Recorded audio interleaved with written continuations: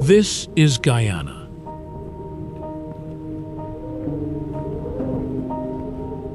A country where nearly its entire population lives below sea level, protected by nothing but a seawall the Dutch built almost 400 years ago.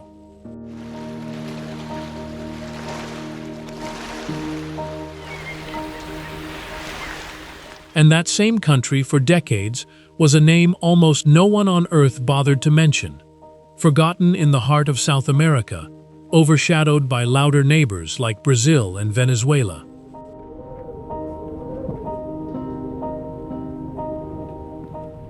And yet, in under a decade, Guyana became the fastest-growing economy on the planet, averaging growth rates as high as 47% per year, a number no other country on this planet has ever come close to.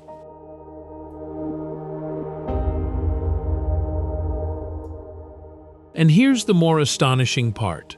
Right beneath the ocean, right in front of that same aging seawall, some of the most advanced oil rigs in the world are quietly pumping hundreds of thousands of barrels a day, turning one of the poorest nations in the Western Hemisphere into one of the richest per capita in the span of a few short years. So what is actually happening in this country that nobody talks about?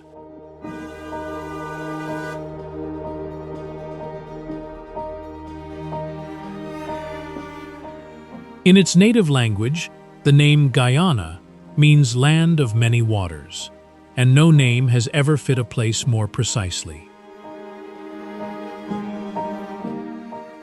This country sits on one of the oldest rock formations on Earth, the Guyana Shield, formed nearly 2 billion years ago, older than the first complex life to ever appear on this planet.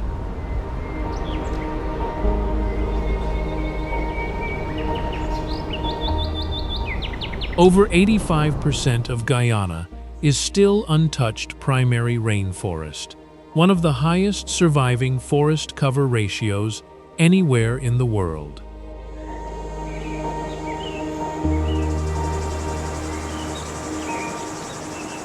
But Guyana's greatest paradox isn't buried deep in the jungle. It's sitting right on the thin coastal strip, where nearly 90% of the population lives.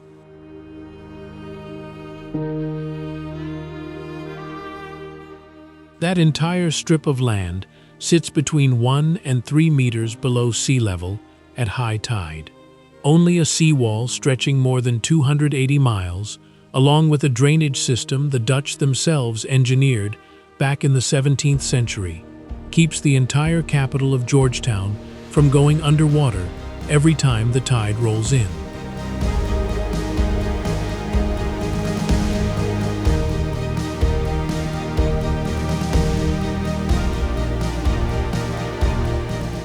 Picture it, every evening, as the sun sinks toward the horizon, hundreds of families stroll casually along that same seawall, kids flying paper kites in the ocean wind, while just beneath their feet, a thin layer of concrete is all that stands between the life of an entire city and the ocean growling on the other side.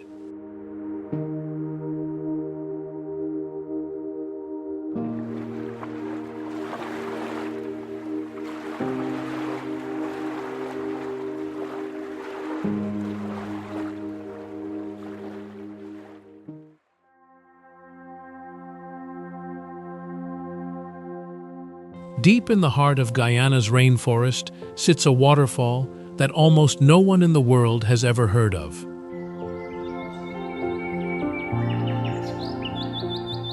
Kayatour Falls drops 226 meters in a single, uninterrupted plunge, nearly 5 times the height of the famous Niagara Falls, and twice the height of Africa's Victoria Falls.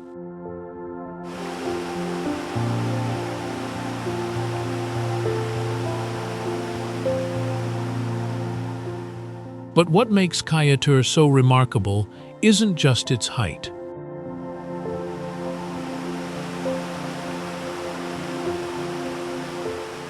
There's no road that leads here. No town has ever sprung up nearby. To reach the base of the falls, you have exactly two options: charter a small plane or hike through the jungle for days on end. Which means that, most of the time, you'll find yourself standing completely alone in front of one of the most powerful waterfalls on the planet, with nothing but the roar of falling water and the wind howling past the cliffside.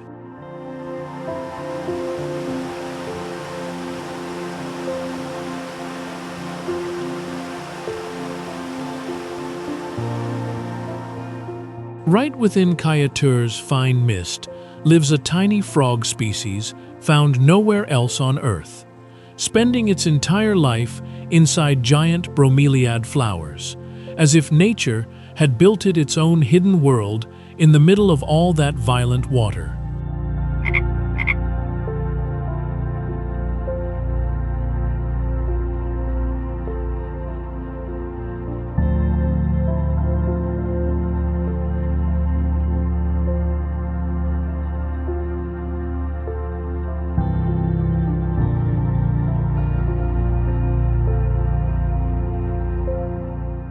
Leave the coastal strip behind, and the deeper you go into the interior, the more unbelievably wild Guyana becomes.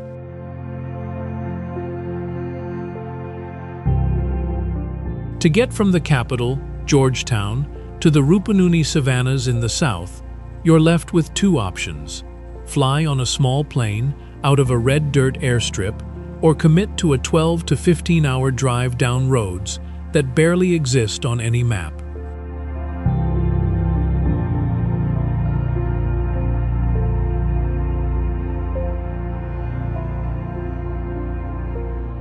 This is what's known as Guyana's Wild West, a savanna stretching over 13,000 square kilometers, where the indigenous Wapishana and Makushi peoples still raise cattle the way their ancestors have for generations.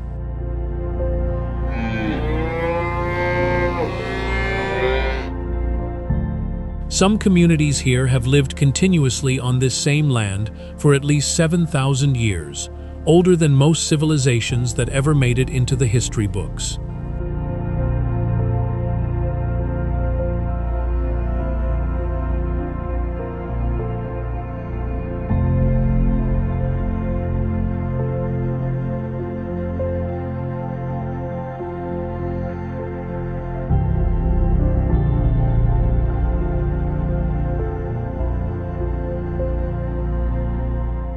Long before any European ship reached Guyana's shores, this land was already home to multiple indigenous peoples: the Arawak, the Carib, the Warao, communities living in harmony with the very rivers that gave this country its name.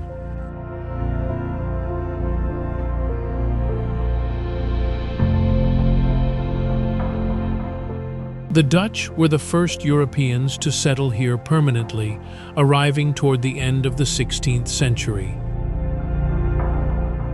They brought with them sophisticated dike and drainage engineering, the same foundation behind the seawall that still protects Georgetown today. But those thriving sugar plantations were built and run almost entirely on the forced labor of enslaved Africans. When slavery was formally abolished in 1838, plantation owners turned to a new labor source: tens of thousands of workers brought over from India under indentured servitude, a system that continued all the way until 1917.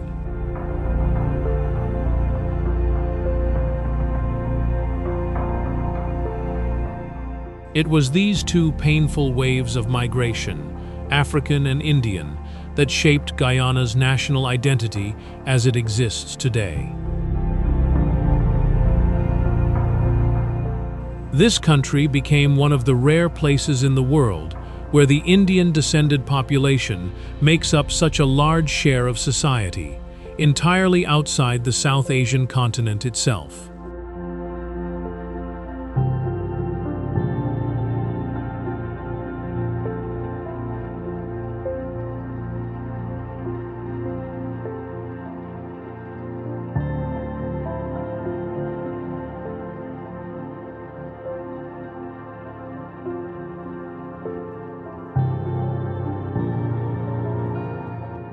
Guyana formally gained independence from Britain on May 26, 1966. But that young independence was divided from the very start along ethnic lines, between the Indian-descended community and the African-descended community, each represented by its own political party. For nearly 2 decades that followed, under the leadership of Forbes Burnham, the country pursued a model of cooperative socialism, nationalizing most of the economy, alongside elections widely regarded as rigged. It wasn't until 1992 that Guyana held its first democratic election broadly recognized by the international community.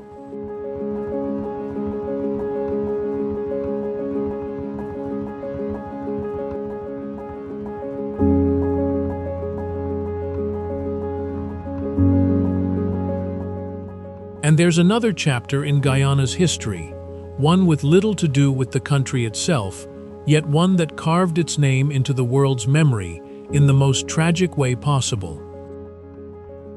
On November 18, 1978, at an isolated settlement deep in the rainforest of northwestern Guyana, nearly 1,000 members of an American religious cult died in a mass suicide ordered by their leader, one of the deadliest religious tragedies in modern history.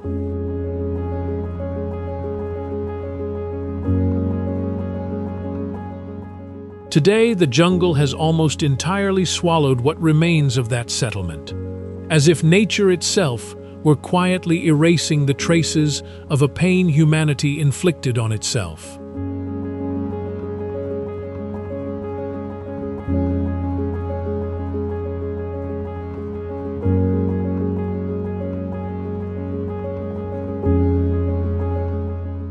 Guyanese people proudly call their country the land of 6 peoples: Indian, African, mixed, indigenous, along with smaller Chinese and Portuguese communities. And nowhere is that blend more visible than on the dinner table. The national dish, pepper pot, is a rich meat stew rooted in indigenous tradition, slow-cooked in a syrup made from bitter cassava called cassaripe, until the meat turns meltingly tender, infused with the warm scent of cinnamon and cloves. Traditionally, it's the dish served on Christmas morning, while the whole family gathers together.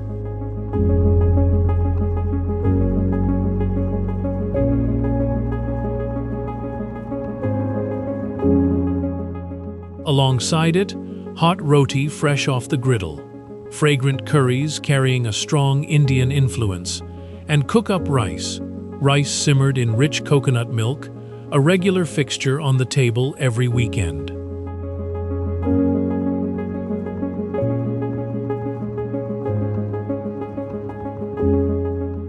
And perhaps nothing binds these 6 communities together more tightly than a single sport: cricket.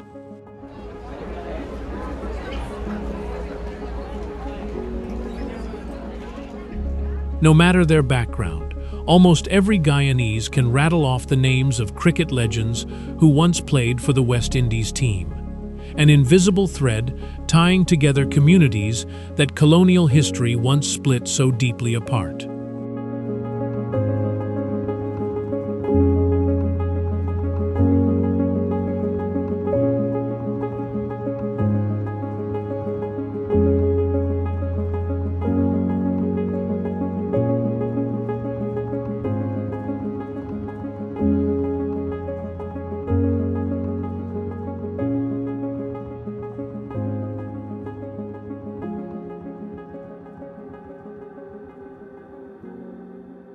In 2015, an international oil consortium struck one of the largest oil discoveries made anywhere in the world in decades, just off Guyana's coast.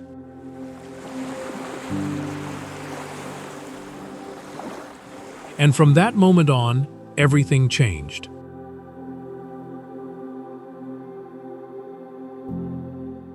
From producing roughly 120,000 barrels a day in 2020, By the end of 2025, Guyana was pumping nearly 900,000 barrels of oil per day, making this small nation the largest oil producer per capita anywhere on Earth.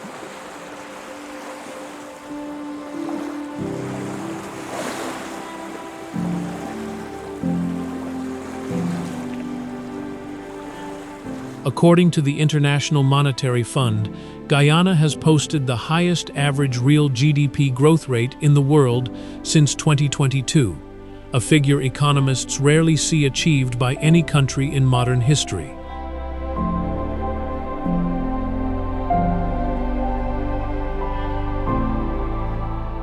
And the Guyanese government has started sharing a piece of that wealth. Every adult citizen received a direct cash payment of 100,000 Guyanese dollars, roughly $480. No strings attached. Higher education and vocational training also became fully free starting in 2025.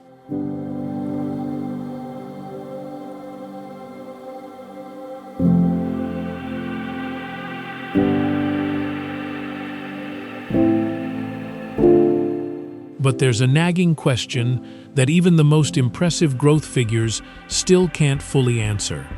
Does that wealth actually reach the average person, or does it stop at the financial reports?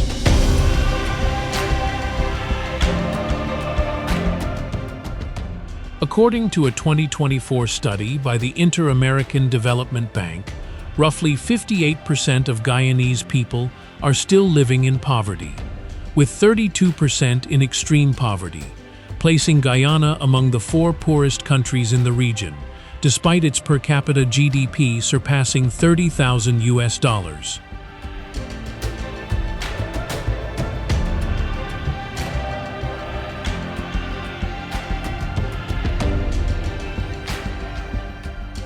On one side, dazzling GDP figures splashed across international headlines. On the other, a minimum wage of just around $288 a month.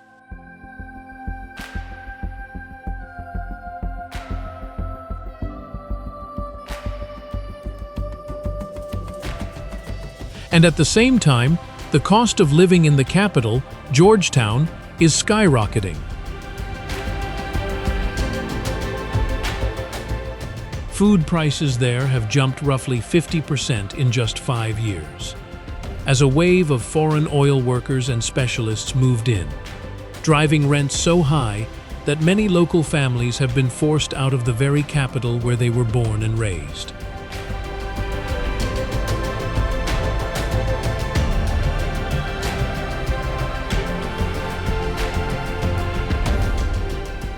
Maybe the real question isn't, is Guyana getting richer? It's richer because of whom and richer for whom.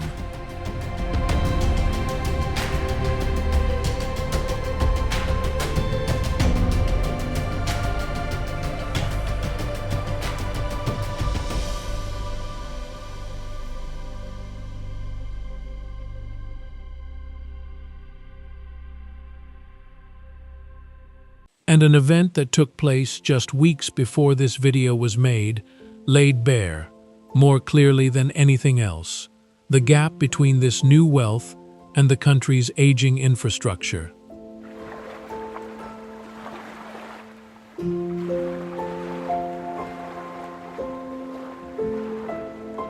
In July 2026, the MV Barima, a ferry that had been in service for 87 years, capsized without warning off the coast of Essequibo, on its familiar route from Georgetown to Port Kaituma. Final casualty estimates ran as high as roughly 100 people.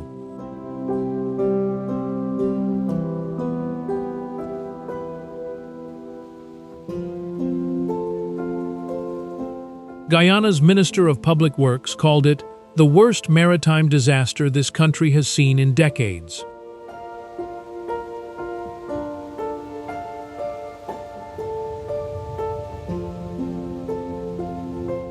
Picture it, the same country where some of the world's most advanced oil rigs are operating offshore. Yet on that very same stretch of water, people were still trusting their lives to a boat pushing 90 years old.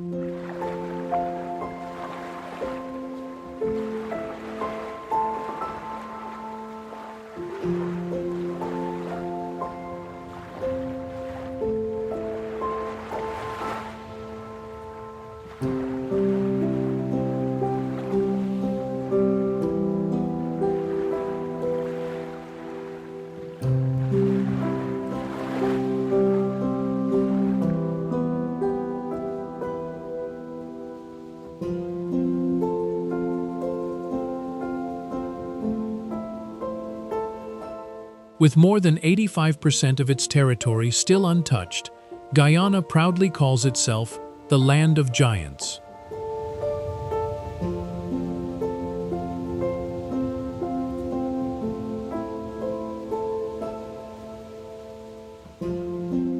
The Iwakrama Forest has been described by international conservationists as the best place on Earth to spot a wild jaguar in its natural habitat.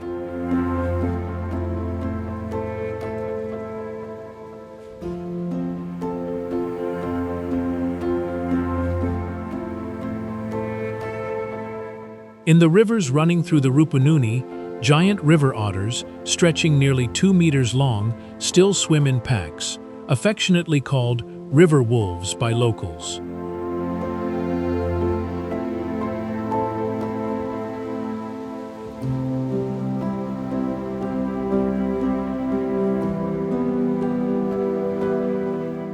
And hidden beneath that same water is the largest freshwater fish on Earth, the arapaima, which can grow to over 3 meters long and must regularly surface to gulp air. A reminder that even the biggest creatures sometimes still need a breath from the sky above.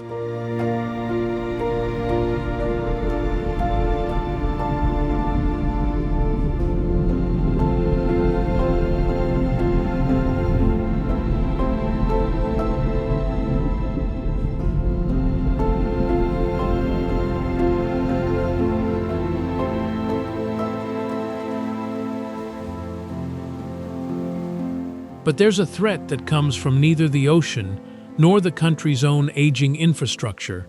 It comes from the giant neighbor sitting right on the border. Venezuela currently claims the Essequibo region, nearly 70% of Guyana's total territory, home to about 125,000 people.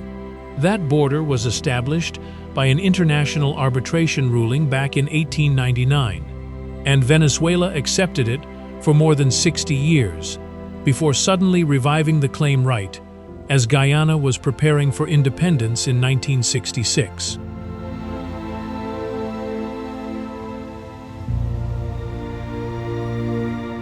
That tension has escalated sharply in recent years.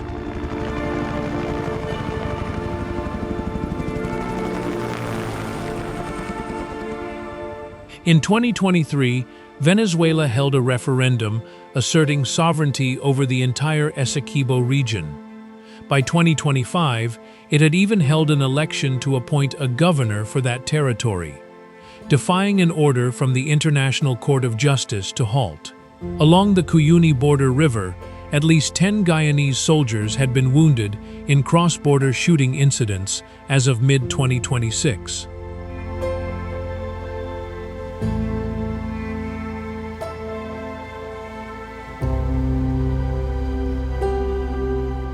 Picture it, living in a small village where the river running past your home still flows as peacefully as it has for thousands of years. Except now, that same quiet water marks the line of a dispute that could decide whether your homeland still belongs to your country at all.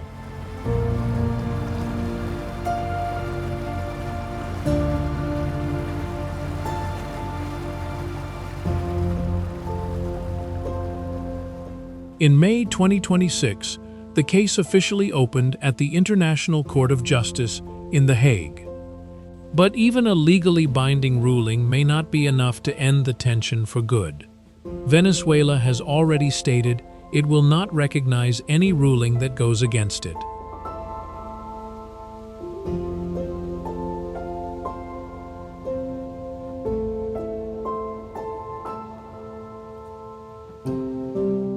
And in the middle of that unresolved standoff, another unexpected development unfolded inside Venezuela itself.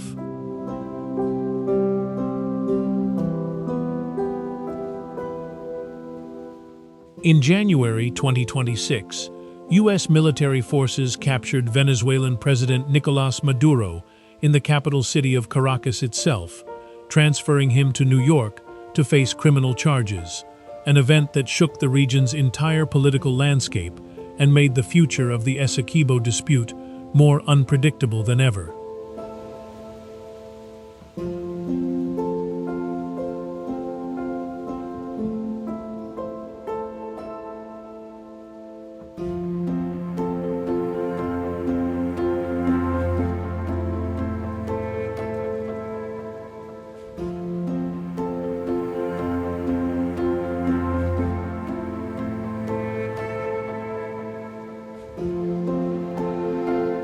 In September 2025, President Irfan Ali won re-election for a new term. But something else unexpected happened in that same election.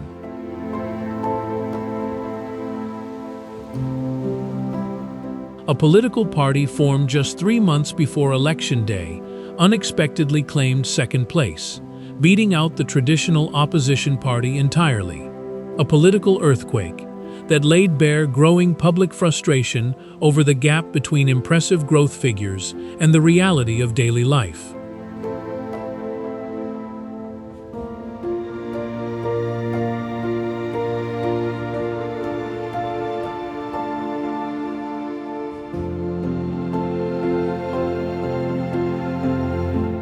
Over the course of this journey, we've traveled through a country that lived in silence for so long, one almost no one in the world ever bothered to mention.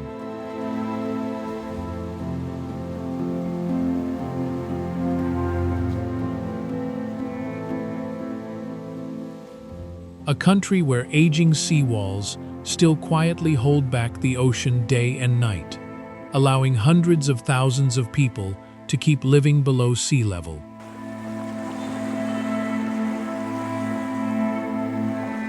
A country where some of the most advanced oil rigs on Earth are pumping up wealth like never before, while on that very same stretch of water, a ferry pushing 100 years old still carries people back and forth every single day.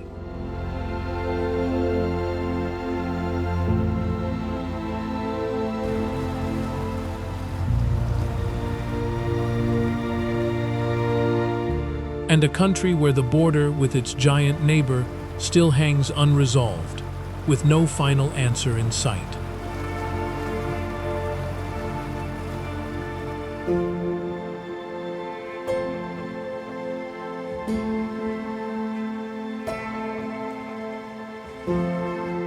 Perhaps the biggest question Guyana now faces isn't how to get rich even faster, it's how not to lose itself in the middle of a whirlwind of change moving so fast that no one, not even its own people, has ever had enough time to prepare for it.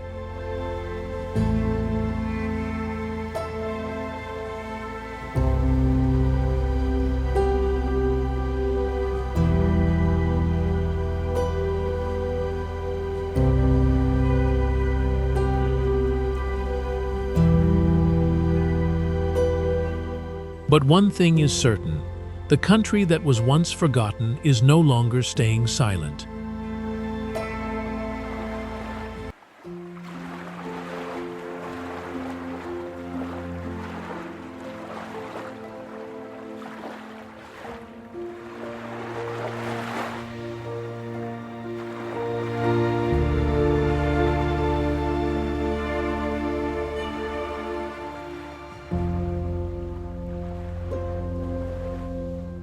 Thank you for joining ExtremeX Travel on today's journey to Guyana. Leave your thoughts in the comments below, and don't forget to subscribe as we continue exploring the places the world has never known.